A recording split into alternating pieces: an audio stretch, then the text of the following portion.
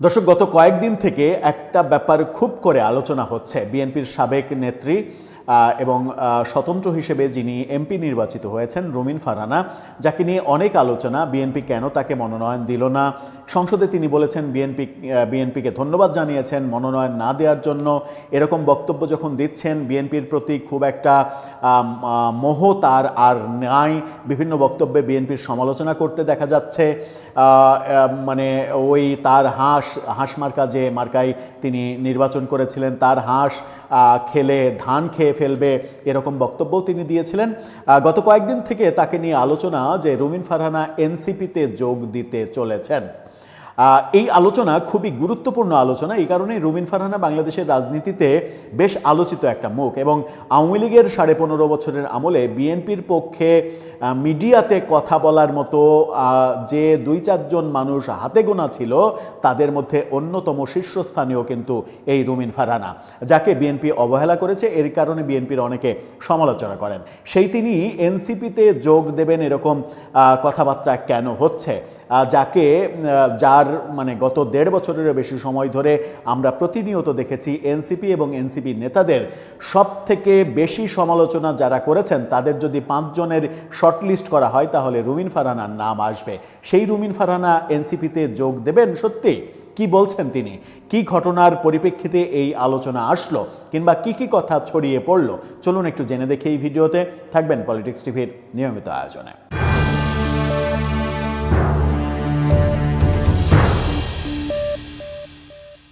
দর্শক, বলছিলাম বিএনপির সাবেক নেত্রী স্বতন্ত্র সংসদ সদস্য রুমিন ফারহানা এনসিপিতে যোগ দিচ্ছেন, এই খবরটা ছড়িয়ে পড়েছিল।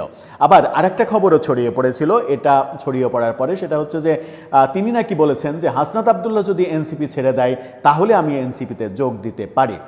কারণ হাসনাত আবদুল্লাহর সঙ্গে একেবারে ডিরেক্ট ক্ল্যাশ তৈরি হয়েছিল।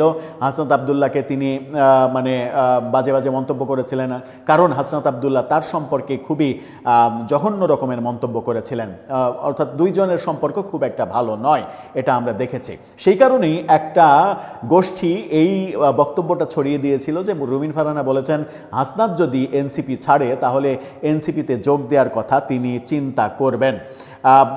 কিন্তু সেটা রুমিন ফারহানার বক্তব্য ছিল, এরকম কোনো তথ্য প্রমাণ আমরা হাতে পাইনি। সুতরাং ধরে নেওয়া যায় যে সেটা গুজবও ছিল। এখন গণমাধ্যম যেটা বলছে রুমিন ফারহানার বক্তব্য নিয়ে, দেশ রূপান্তরের শিরোনামটা দেখে নিন। সেখানে বলা হচ্ছে এনসিপিতে যোগ দেওয়ার গুঞ্জন, যা বললেন রুমিন ফারহানা। ত্রয়োদশ সংসদে স্বতন্ত্র নির্বাচিত রুমিন ফারহানা এনসিপিতে যোগ দিতে চলছেন বলে চাউর হওয়া খবর সম্পর্কে পরোক্ষ বার্তা দিয়েছেন রুমিন ফারহানা।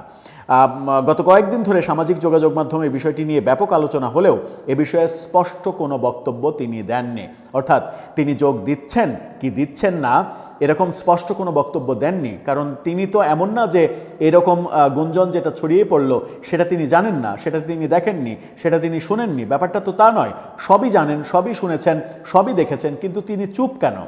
এই চুপ থাকার মধ্যেই তিনি ফেসবুকে একটা খুবই কৌশলে একটা পোস্ট দিয়েছেন। সেই পোস্টটাকে গণমাধ্যম মনে করছে যে এই গুঞ্জনের সঙ্গে মেলানো যায়। কি সেই পোস্ট? তার পোস্টে তিনি ইংরেজিতে পোস্ট দিয়েছেন, যার বাংলা মর্মার্থ যেটা দাঁড়ায় সেটা হচ্ছে যে গুজব রটাই নিন্দুকেরা, ছড়াই বোকারা, আর বিশ্বাস করে গাধারা। তিনি খুবই স্পষ্ট, খুবই মজার একটা পোস্ট দিয়েছেন। আবারও বলি, গুজব রটাই হচ্ছে নিন্দুকেরা, গুজব ছড়াই বোকারা, আর গুজব বিশ্বাস করে গাধারা। অর্থাৎ যারা বিভিন্ন গুজব বিশ্বাস করে তাদেরকে গাধা বলছেন। এই কথা বলে রুমিন ফারহানা তার পোস্টে সরাসরি কোনো রাজনৈতিক দলের নাম উল্লেখ না করলেও বর্তমান প্রেক্ষাপটে তার এই পোস্টটি এনসিপিতে যোগদানের গুঞ্জনের কড়া জবাব হিসেবেই তিনি দেখছেন। অর্থাৎ যারা এই গুজব ছড়াচ্ছে তাদেরকে নিন্দুক বলছেন, বোকা বলছেন।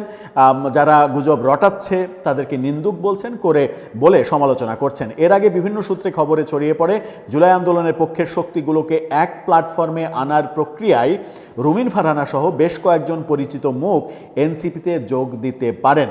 দলটির শীর্ষ নেতাদের সঙ্গে তার নিয়মিত যোগাযোগের খবরও গণমাধ্যমে উঠে আসে। তবে রুমিন ফারহানার সাম্প্রতিক এই অবস্থান থেকে স্পষ্ট যে এখনই তিনি এমন কোনো সিদ্ধান্ত নিচ্ছেন না এবং ছড়িয়ে পড়া খবরগুলোকে তিনি গুরুত্বহীন মনে করছেন।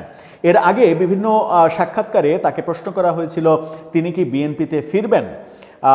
রুমিন ফারহানা কিন্তু পজিটিভ উত্তর দেননি। তিনি এই ব্যাপারে অনেকটা নেগেটিভ উত্তরই দিয়েছেন, অর্থাৎ বিএনপিতে ফেরার ব্যাপারে তার কোনো আগ্রহ নেই। যে কয়েকজন এবার স্বতন্ত্র নির্বাচিত হয়েছেন 7-8 জন, তারা বিএনপিতে ফিরতে চান এরকম খবর কিন্তু গণমাধ্যমে একাধিক দিন আমরা দেখেছি। তাদেরকে ফেরানোর উদ্যোগ বিএনপি নেবে কিনা সেই ব্যাপারে এখনও কনফিউশন রয়েছে। হয়তো কোনো একটা সময় তারা ফিরবে, হয়তো এখন তো কেবল নতুন পিরিয়ড চলছে, কিছু সময় অতিক্রম করলে হয়তো একে একে স্বতন্ত্ররা আবার বিএনপিতে বহিষ্কার আদেশ তুলে নেওয়া হবে, তারা বিএনপিতে যোগ দেবেন এবং বিএনপির সংসদ সদস্য সংখ্যা বেড়ে যাবে। কিন্তু রুমিন ফারহানা কি সত্যিই বিএনপিতে যোগ দেবেন? আমার মনে হয় যে যত রাগ অভিমান থাকুক না কেন রুমিন ফারহানা বিএনপিতেই ফিরে যাবেন, কারণ রাজনীতির ভবিষ্যৎ, বাংলাদেশের রাজনীতির যে বাস্তবতা তাতে আমরা দেখেছি কাদের সিদ্দিকী, ডক্টর কামাল হোসেনদের মতো বাঘা বাঘা রাজনীতিবিদরা ভিন্ন রাজনৈতিক প্ল্যাটফর্ম তৈরি করে সফল হতে পারেননি। তার মানে বাংলাদেশের জনগণ মার্কা চিনে, শুধু হয় ধানের শীষ, না হলে নৌকা, না হলে দাঁড়িপাল্লা, এই মার্কা চেনে, এই মার্কার বাইরে কিন্তু চেনে না। মূলত বাংলাদেশের জনগণ দুই ভাগে বিভক্ত, একটা নৌকা, একটা ধানের শীষ। সুতরাং এই রাজনৈতিক বলয়ের বাইরে গিয়ে রাজনীতি করাটা বাংলাদেশে কঠিন। তিনি যদি মনে করেন নতুন দল করবেন তাহলে সফল হওয়ার সম্ভাবনা 0%। তিনি যদি মনে করেন অন্য কোনো দলে যোগ দেবেন, অন্য কোনো দল বলতে এনসিপিতে যোগ দেবেন যদি মনে করেন, তাহলে আমার মনে হয় যে তিনি একেবারে পচে যাবেন। কারণ এনসিপির যে ভাবমূর্তি তৈরি হয়েছে গত 1 বছরের একটু বেশি সময়ে তার জন্মের পরে, সেই ভাবমূর্তি কোনোভাবেই পজিটিভ নয় এবং সেখানে নারীরা যে সম্মানিত হন না সেটা বিভিন্নভাবে বিভিন্ন তর্ক বিতর্কে উঠে এসেছে।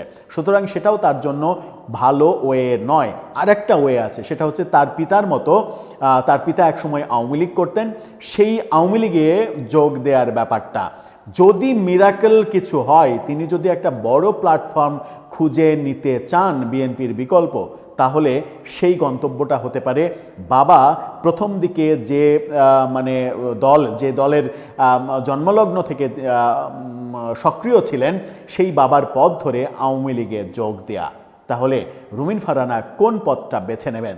আমার মনে হয় যে রুমিন ফারহানা যদি বিএনপিতে ফেরার সম্ভাবনায় অন্তত 80%, যদি বিএনপিতে যোগ না দিয়ে অন্য কোনো দলে যোগদানের চিন্তা করেন, সেটা হতে পারে একটা মিরাকেল এবং সেই গন্তব্যটা হতে পারে আওয়ামী লীগ, অন্য কোনো দল নয়।